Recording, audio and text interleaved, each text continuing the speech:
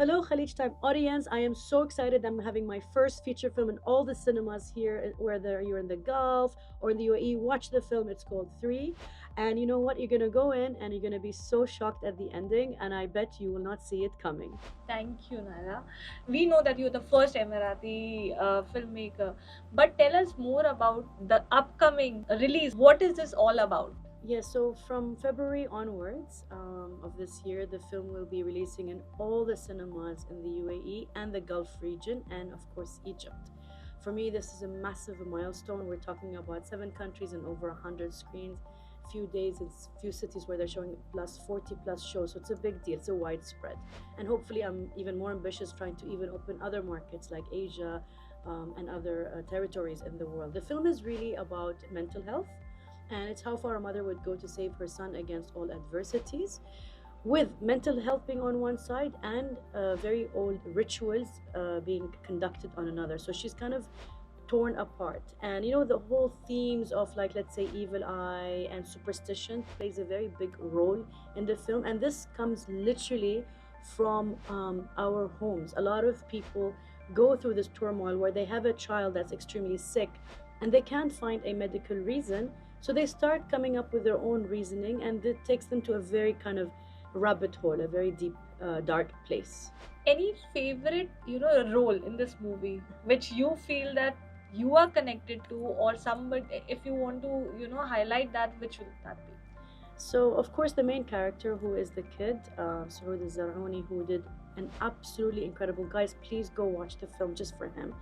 I think, if anything, we just found like a superstar in the making. He's from Sharjah. His background is theater, but he literally got into another zone when he was acting, and it's at many points it didn't feel like acting. Like, he really embodied that character. Of course, I have a lot of another, like a range of amazing characters, from Fatin Ahmed to Jefferson Hall, who's been in Oppenheimer, Noor Al Abid, who gave that comedic, as we say, masala spice in the film, Mara Al Halyan, who's extremely well known in the Arab cinema. So it's a multicultural, that just like the vibes of the city of the Dubai and the country of UAE, where it's a multicultural, cross-cultural, psychological film.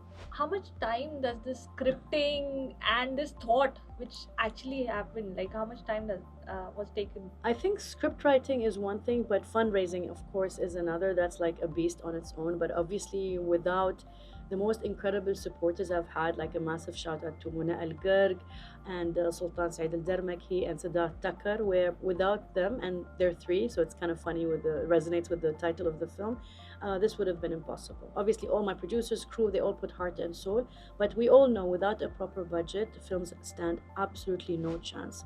So I'm really grateful that they believed in my voice and they wanted to give me a platform. So the story has been brewing in my mind for a very long time. It's something that I experienced as a child. It's a true story. Of course, there are part of it that's been meddled with just to, make it more dramatic for an audience. But the gist and the majority of the parts of the story that people will watch, and if I tell them it's true, they won't believe me. I mean, it's so horrific. It was even more horrific in real life, but we tried to, like, this is the sanitized version. So they're like, what? But yeah, the moment that that idea came was 12 years ago. Actually, there's a news report in one of the local channels where I sat with my writer, Ben Williams, and I'm trying to get that really old TV report on Emirates News where we went live and we spoke about, having trying to make this film come to life. But everything has, I believe, its time, and I feel this is a fantastic time for cinema right now, especially that KSA has opened so many screens, whereas in the past this would not have had such a big market share. Is this the same that every time you find or do a same thing, but there is a different nervousness, emotions attached to each project? What would you like to say about that? This project was induced with anxiety to another level because we shot in the middle of COVID. And as I always say, the horror of filming it was 10 times more than the actual horror that I was trying to make, because we were facing with the potential of someone reading positive in the A zone. A zone means like the most important kind of zone where all the top actors are. If one of them falls and becomes sick, you don't know, the disease can linger sometimes, right? More than a week or two. That could have shut my entire production. Just that is like a ticking bomb, and it was so nerve-wracking. So every morning when we did this test, I'm literally on the side just sitting with my head down, praying, please, please, please.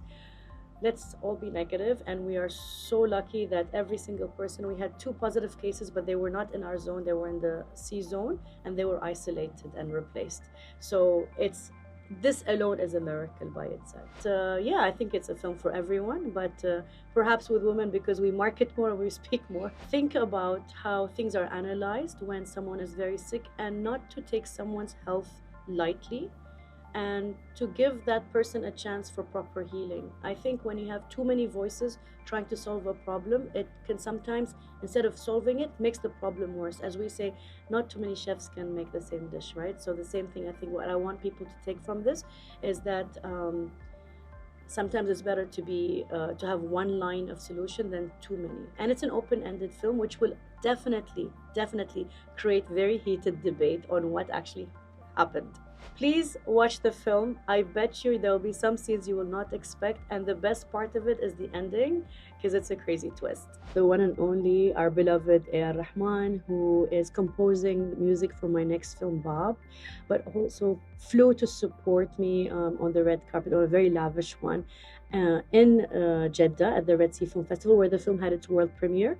And he was there, he sat, he watched the entire film, and he then posted on Instagram an amazing review of the film. And we're super excited. I think, if anything, it builds confidence in him as well, and in me, that we could now really go full on with the next film.